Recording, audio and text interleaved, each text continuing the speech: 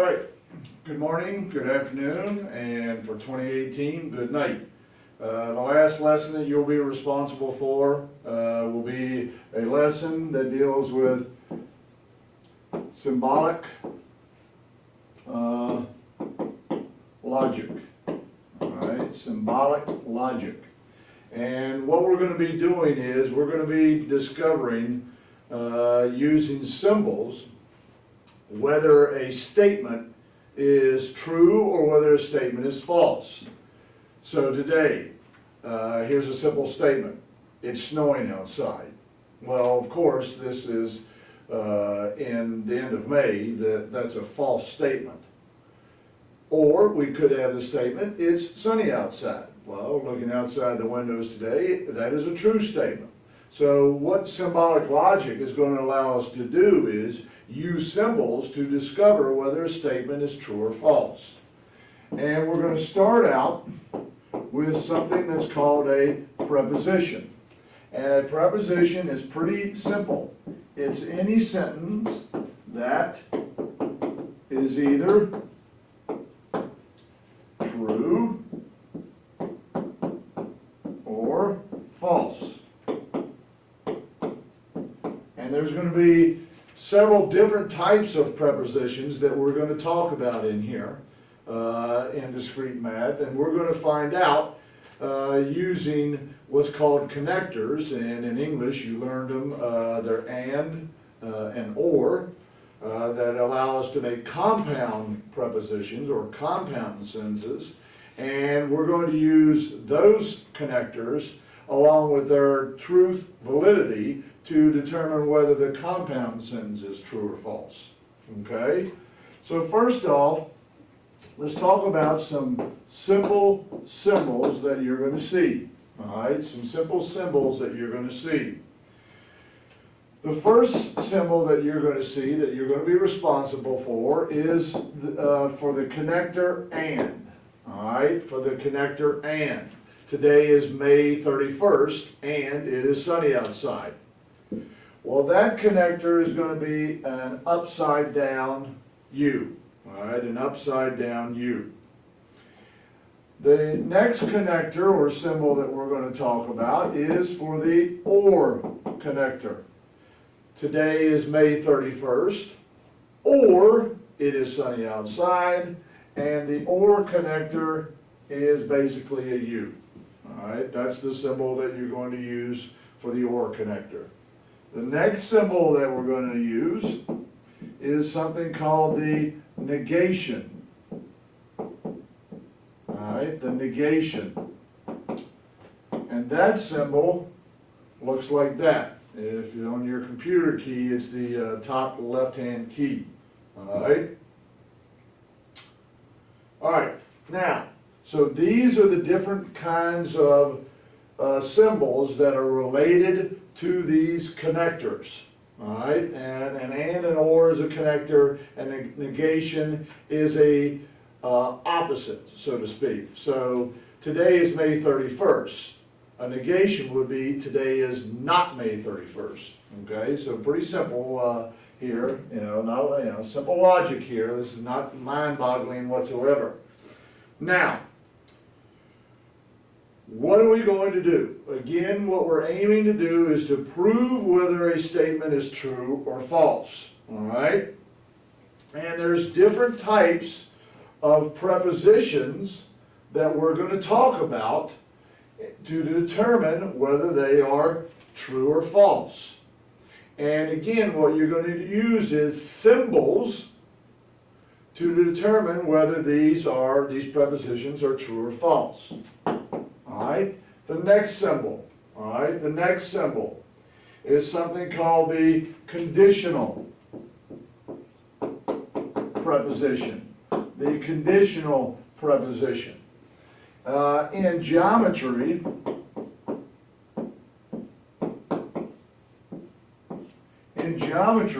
you learned the conditional preposition was written out in the if this, then this format. All right? Where the if part, if you can remember back to geometry, was what's called the hypothesis. The then part is called the conclusion. If today is May 31st, then it is sunny outside. All right? So the symbol for the conditional, I'm going to change colors.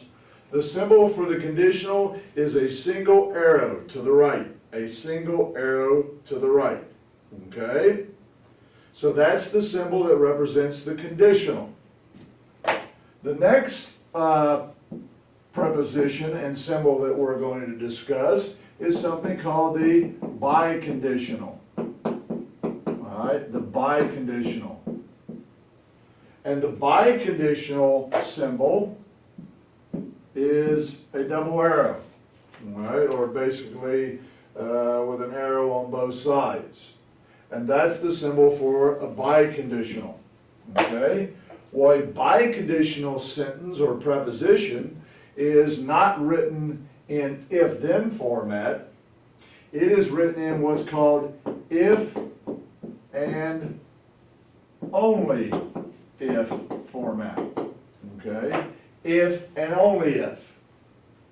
You're a math genius if and only if you've been taught math in room 109. Think about that for a minute, okay? You're a math genius if and only if you've been taught math in room 109, okay? Now, so what we're going to talk about is every part, whether it's a conditional or a biconditional, has a beginning part of the preposition and an ending part. And, you know, if you go back to the conditional, we got basically if the hypothesis, then the conclusion, all right? If a triangle has a 90-degree angle in it, then the triangle is considered a right triangle. If a triangle has two congruent sides, then it is considered or called an isosceles triangle. Those were some theorems that you learned in geometry, okay? Now, what we're going to represent the beginning of the statement by the lowercase letter p. And we're going to represent the ending part of the statement by the letter Q, okay, by the letter Q. And what we're going to do is we're going to construct truth tables for compound sentences using these symbols, all right, these symbols. Now, the easiest way to do this is to basically learn the following. And this is going to be the truth table that you use in order to construct the, to determine whether a compound sentence is true or false. And you're going to want to use this over and over, all right? Now, I will be nice to you. I will give you part of this on the exam, okay? So here we have P. Well, the beginning of a the beginning of a statement, okay? If I have a beginning and an end, if this, then this, or this, if and only if this, then there's 4 different ways to determine whether that compound statement or that statement is true or false. And here it is. The hypothesis can either be true, true, or false, false. So it can either be true or false, okay? The ending or the conclusion could be true, false, true, false. And this you're going to want to remember. These 4 are the only possibilities that exist, where both the hypothesis and conclusion are both true, or the hypothesis and the conclusion are both false, or the hypothesis is true, the conclusion is false, or the hypothesis is false and the conclusion is true. That's your only 4 possibilities, okay? Now, then we have P and Q, the statement P and Q. And to determine whether P and Q is true, all right, and is true, all right, and is true when both the hypothesis and conclusion are true. So the only time and is true is when the hypothesis and the conclusion is true. So that's the only time the and is true, is when both the hypothesis and conclusion is true. All other times it is false, okay? So and is true only when both the beginning and the end of the statement is true. Okay, any questions on that? All right, well we have and. I also said we have or, all right?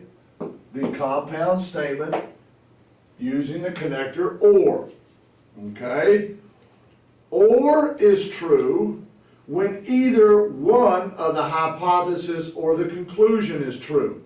So or is true as long as one of them is true.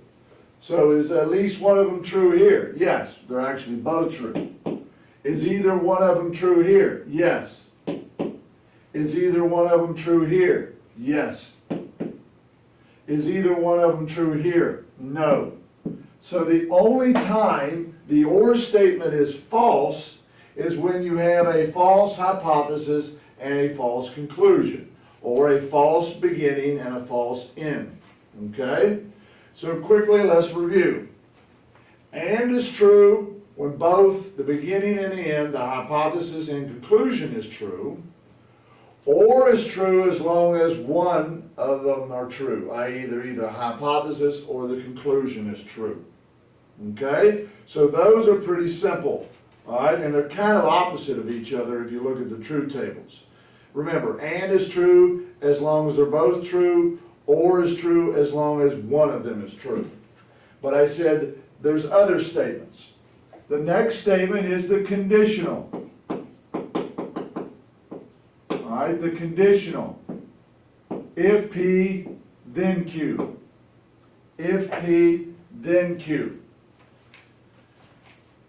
Well, the conditional if P, then Q is true all the time, except when your hypothesis is true and your conclusion is false. The only time a conditional is false is when you have a hypothesis that is true and a conclusion that is false. In other words, the second row, this is the only time that a conditional is false. When you have a true implies a false. All the other times, it's true. All right, all the other times, it is true. Okay? And then the last preposition that you're going to be concerned with, the connector, is the biconditional. All right, the biconditional. The if and only if. And the if and only if conditional, or excuse me, the if and only if preposition is true all the time when they match. Well, there's only two instances where they match. They're either both true or they're both false. If they're both true or they're both false, that's when they're true. The other two instances, they're false. So this is basically all you need to do and remember in order to construct truth tables for compound sentences. Okay? Now let's review real quickly. You have 4 different scenarios. They're both true, true, false, false, true, false, false. That's the 4 different possibilities of the truth scenarios for a beginning and the end, i.e. a hypothesis and conclusion of a statement. And is true only when both the hypothesis and conclusion is true.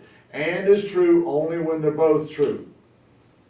Or is true as long as one of them is true. All right, or is true as long as one of them true. Or you can look at it as, or is only false when they're both false. Okay? The conditional. The conditional is true all the time except you have a true before a false. A true before a false. The other three scenarios, the truth value of that statement would be true. And the last one, the biconditional statement, the if and only if, is true as long as they match. In other words, a true if and only if a true is true, and a false if and only if a false is true. Okay? Now, how am I going to ask you to apply this on the exam? That's right. Some are going to take the exam, some are not. I will get that message to you as to who's going to take the exam. Okay? All right. Now, the first one we want to work through. This is what you're going to have to do on the exam. You're going to have to construct the truth table. Okay, the truth table. All right, here's a truth table, or a sentence. I have P or Q with a conditional connector Q. Okay? And I want to construct the truth statement for this compound sentence. Okay? Now the first thing you want to do is you want to identify where your final answer is going to be. Since I have a parenthesis around these two, I'm going to take whatever the truth value is for this statement, the AND statement, and combine it with the truth value for Q using this connector. So my final answer, and I'm going to put a little star above that, my final answer is going to be under that connector. And you're going to see, you're going to get in the habit. It's pretty easy to construct a truth table. All right, so this is how you do it. So we have a truth table P and Q. Well, P is what again? True, true, false, false. Q is true, false, true, false. And. When was and true? And is true only once, when they're both true. So that's true, the remaining is false. Okay? Now, notice what I'm getting ready to do. Again, I'm going to put a little check mark under that column, because that's the truth value for this compound statement. Then what I'm going to do is, I'm going to write down the truth value for Q. Well, Q again is what? True, false. Actually, I don't want that. I want to go back to red. Okay. Q is again true, false, true, false. All right. And what I'm going to do now is I'm going to put a little check mark under that. So my final answer, again, which we showed you, is under that symbol, is derived by taking this column that I checked with this column and using that symbol, the conditional statement symbol, which is if something, then something, using these two columns. Well, let's remember, the conditional. The conditional is true when what? The conditional is true all the time except when you have a true implies a false. That's the only time that a conditional is false. So then I go back down to my problem, And then basically you do this. You have a true, conditional true. That is true. False, false is true. False, true is true. False, false is true. So the truth value for this entire statement is always true. It's always true. Because notice I didn't have a true implies a false. If true, then true. If false, then false. If false, then true. If false, then false. Notice I didn't have any T, if T, then F's here. So they're all true. Again, go back to your table. The only time the conditional is false is when you have a T before an F. Okay? So that is my truth value for this compound statement. Okay? Hopefully you're gathering this. All right? 2. All right, let's do another compound sentence. Let's do P implies Q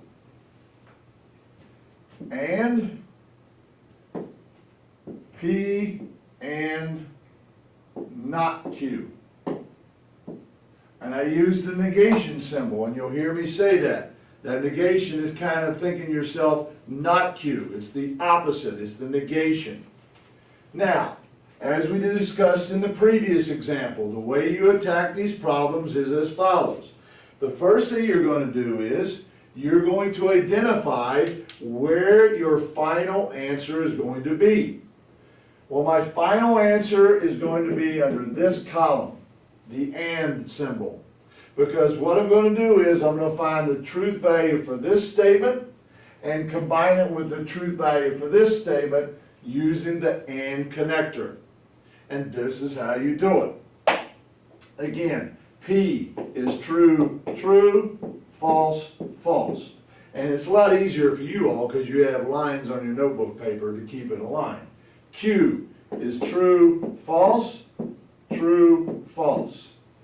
The conditional is true all the time except what? Silence. Oh, Jack, you got it. When a true and a false, that's the only time that is false. All the other times, it's true. Okay? Now, I'm going to put a little check mark under that column because that's the truth value for this statement. Then we're going to go find the truth value for this statement, symbolic statement. P, true, true, false, false. Okay? Now, introduce this symbol. Again, we talked about it. It's called the negation symbol. And you heard me say, read this sentence out loud, P and not Q. Well, go back to Q. Q was what? If you go back to your original truth tables, Q was true, false, true, false.